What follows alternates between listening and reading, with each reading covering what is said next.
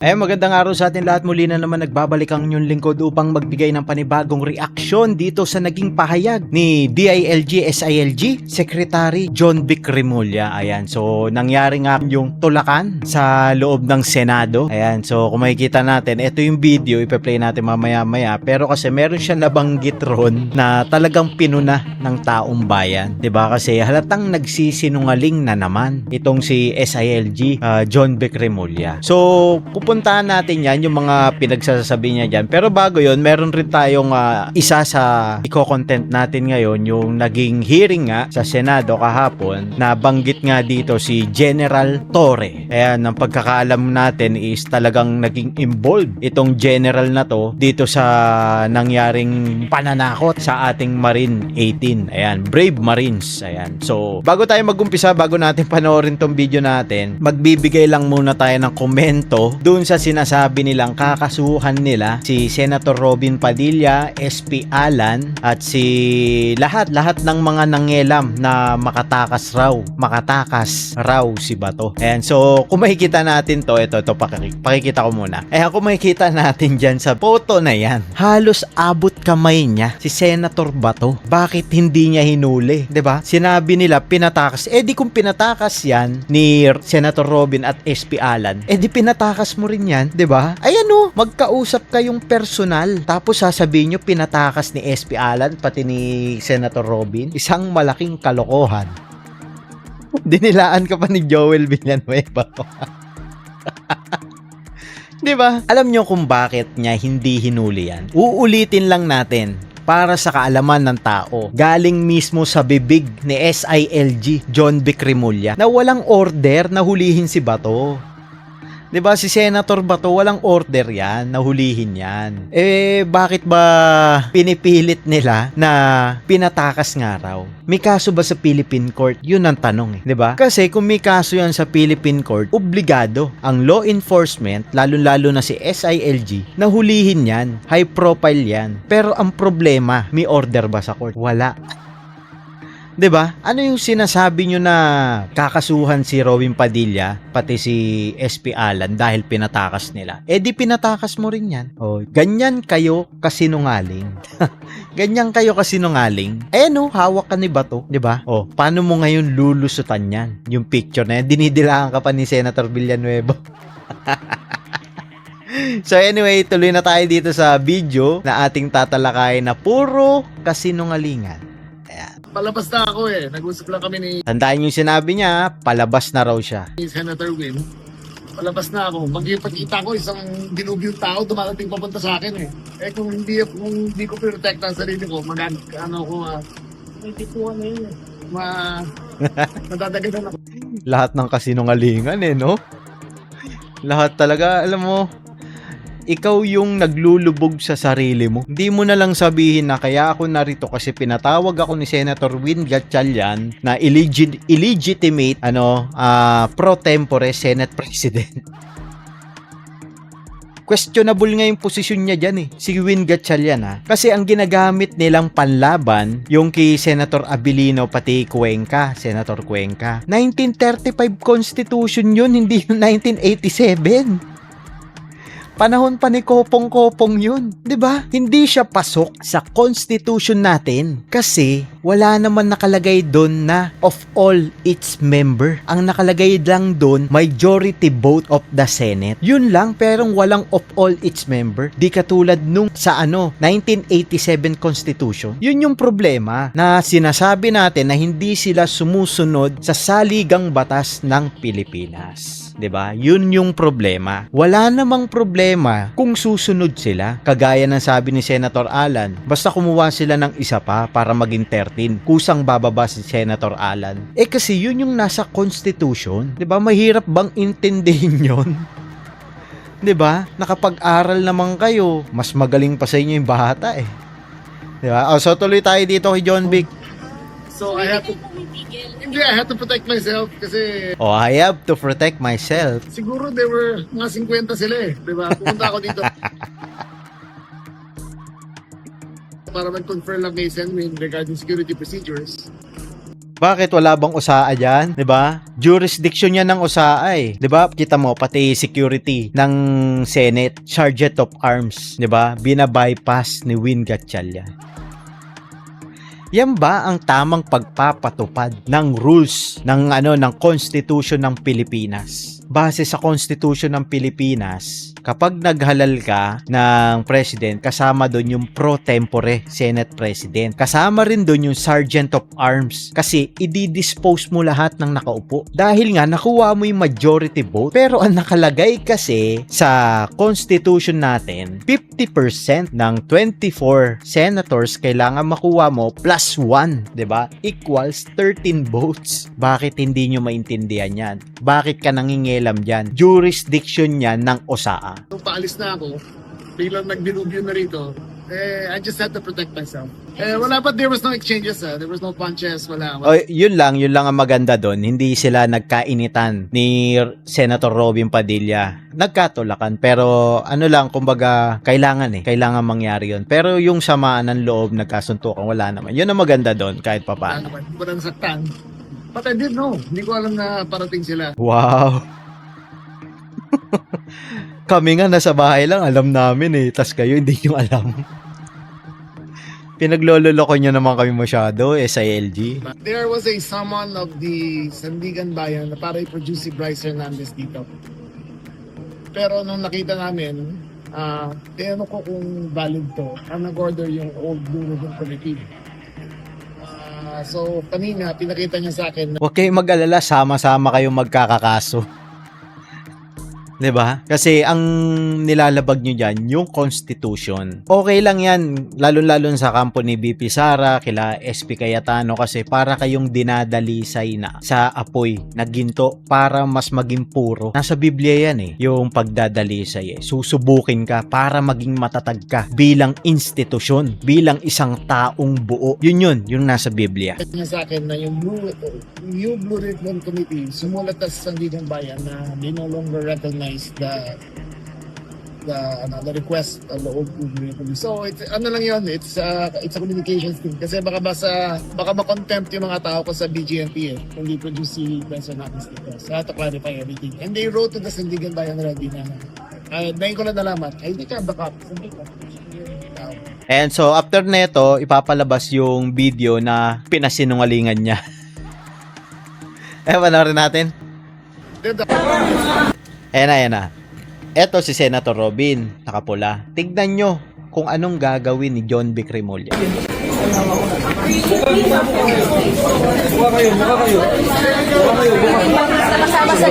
Ayan humarang siya, di ba? Humarang sinalubong niya. Hindi siya yung sinalubong, siya ang sumalubong. Isang malaking kasinungalingan talaga to. Tignan mo, nagmatigas pa. Tignan mo, hinaharap niya. Dapat, kung talagang sinalubong ka, tatabi ka. Kasi alam mo, may ipit ka eh. 'Di ba? Sa pangkaraniwang tao, kapag ka mayroong gitgitan, stampede na, parang ganyan, sabihin na natin stampede, tatabi ka para hindi ka tatamaan. Pero bakit nagmatigas ka sa gitna? 'Di ba? Kung sinasabi mo, you need to protect yourself, pwede ka naman tumabi. 'Di ba? Kalokohan yung mga pinagsasabi mo. Tinula ka na nga, Nararam mo.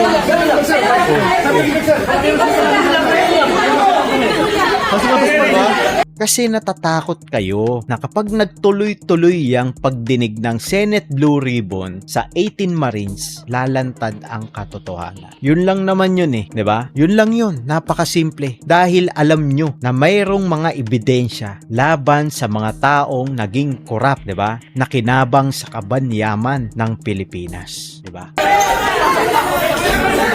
And so, ipe-play rin natin yung isang video. Pwedeng magkwento do sa bahagi na Bali, ito na yung isang video na na kinasangkutan ni General Torre. ngayon na sinasabi ni Attorney Baligod.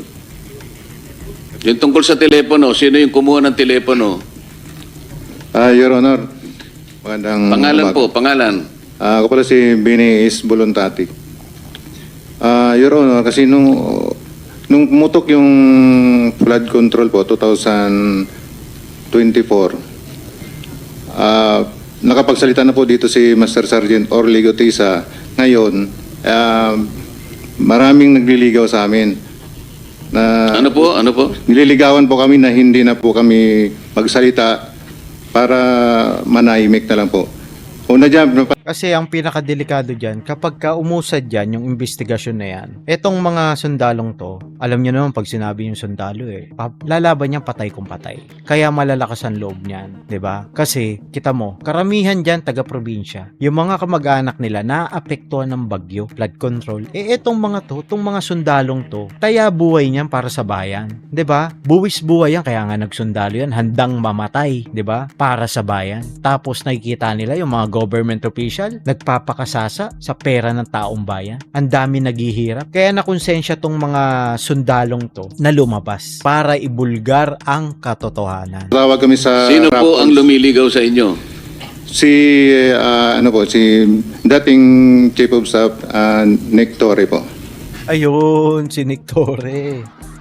Patay ka ngayon, boy. General Torre po. General Nick Torre. Yes po, Your Honor. Anong klaseng panliligaw naman ang ginawa sa'yo? Siyempre yung nanliligaw, kumbaga sa babaeng nililigawan, kung ano-ano ang ino-offer, kung minsan may bulaklak, may tsokolate, pinakikita ang kagandahang loob, lalaki, para lang maibig mo. Anong klaseng panliligaw ang ginawa niya? Una, Your Honor,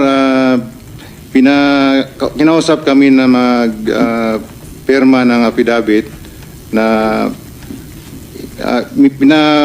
walang bisa namin yung mga sinasabi ni Orly Gutisa po. Ibig sabihin, pinagagawa kayo ng affidavit na huwag ninyong patotohanan Opo, yung, Your Honor. yung mga pinagsasabi Opo, Your na Honor. nauna ni Sergeant Gutesa. Opo, Your Honor. Pumayag ba kayo?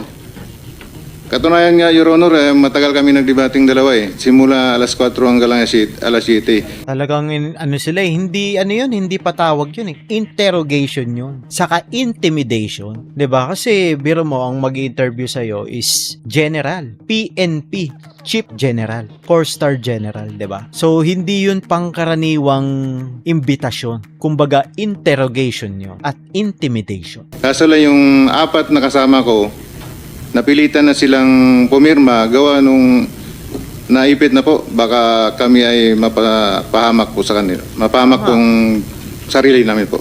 Oo, napakadelikado kasi niyan kapag ka nandiyan ka na. Kumbaga, ang iisipin mo dyan, hindi yung sarili mo. 'Di ba? Yung pamilya mo. Sa makatwid,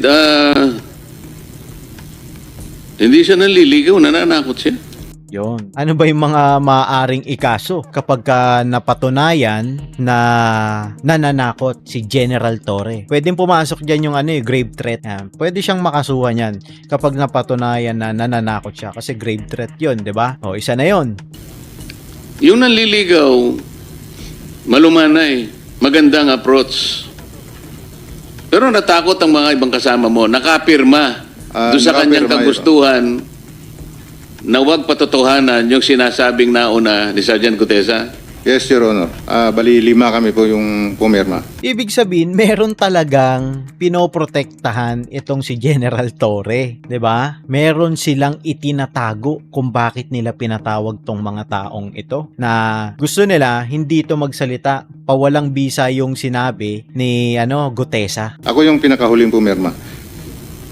Pero ngayon sinasabi mo na napapirma ka lang dahil napilitan ka lang.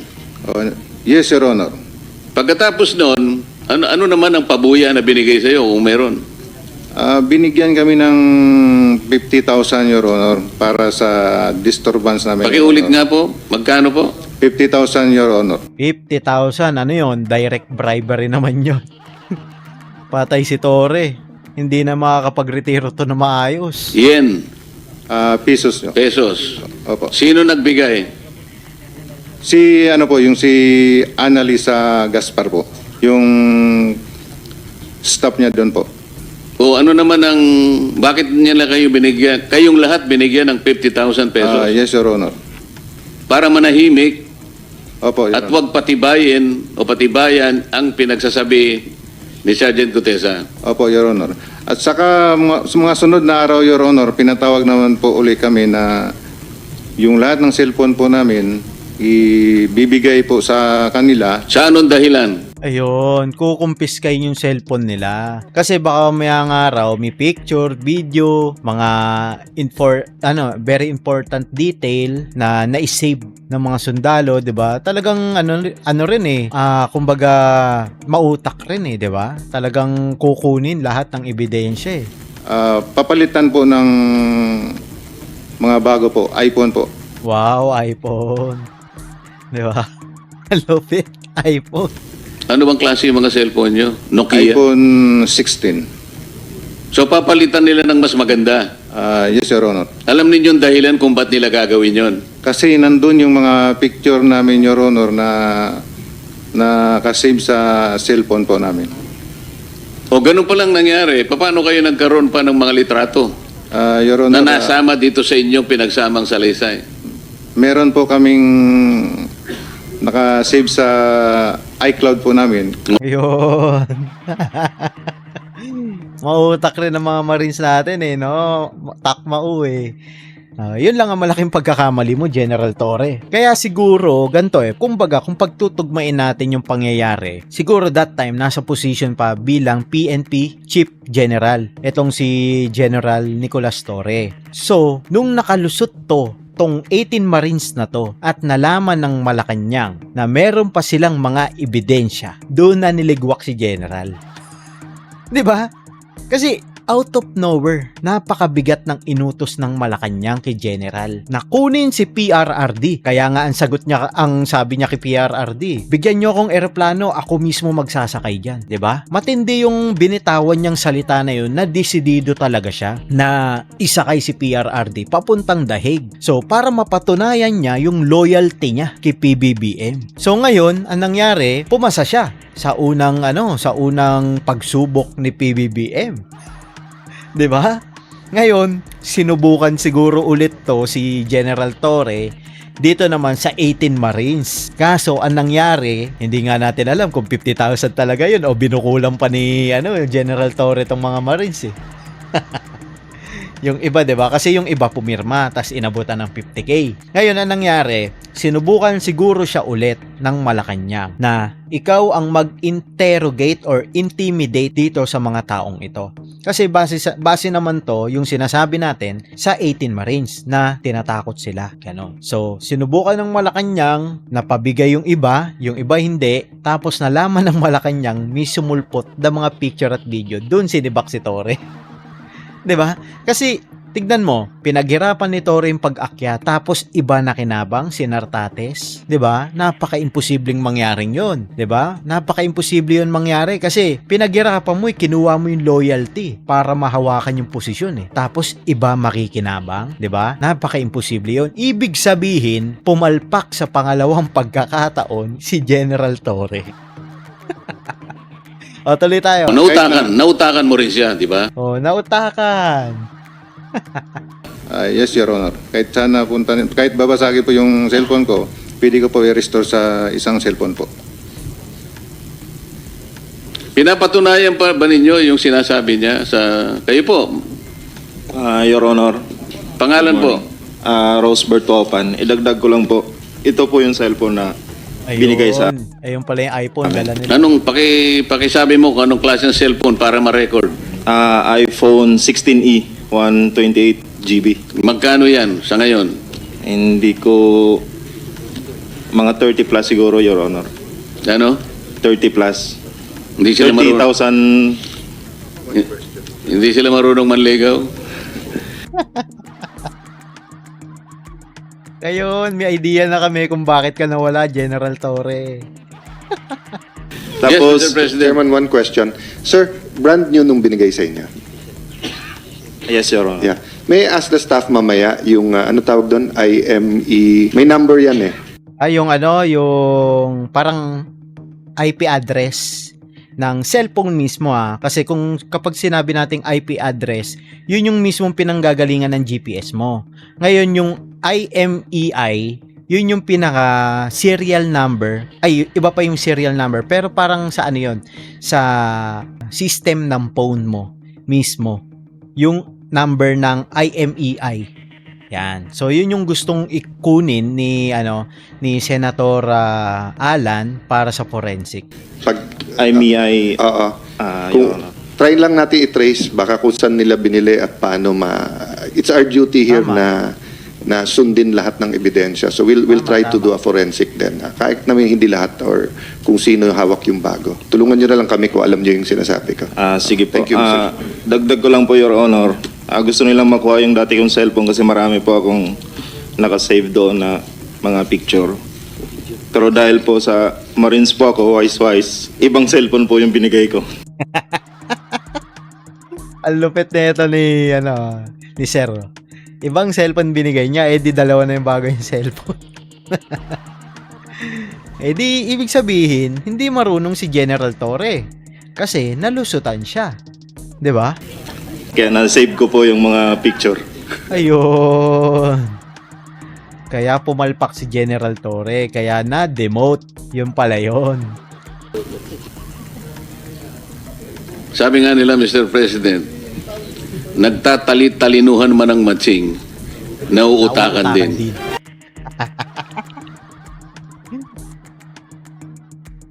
Ayan, so maraming salamat nga pala sa lahat ng tumutok nitong content natin at ngayon nagkaroon tayo ng idea kasi kumbaga pinag-iisipan ko rin kung paano natanggal yan si General Torre out of nowhere. Pinaghirapan niyang makaakyat sa posisyon, 'di ba? So, eto hindi ko sinasabing ito talaga yung dahilan. Pero may posibilidad na isa to sa mga naging dahilan para matanggal sa posisyon niyan si General Torre bilang 4-star general at chief PNP. Ayan, so maraming salamat nga pala sa lahat ng tumututok na ating content. Ayan. At sana patuloy kayong mag-subscribe, like and share, and please click the notification bell button para palagi kayong updated sa lahat ng ating uploads at magkita-kita po tayo next video. Hanggang dito na lang. Bye-bye.